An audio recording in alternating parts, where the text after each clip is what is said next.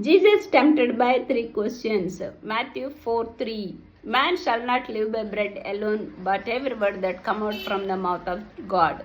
Jesus said, I am the one who is speaking to I am he. Samaritan woman believed that Jesus is Messiah. She went from darkness to life of light.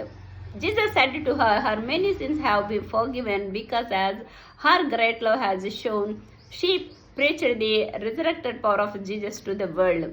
Jesus said to the Zacchaeus, come down immediately, I must stay at your home. He obeyed the Jesus' word, turned sin to salvation. One of the soldiers faced Jesus' side with a spear because of our stony hearts.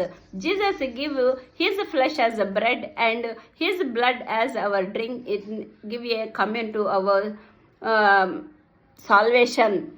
If you believe that Jesus turned the stony heart into the bread, confess with your mouth as a salvation. And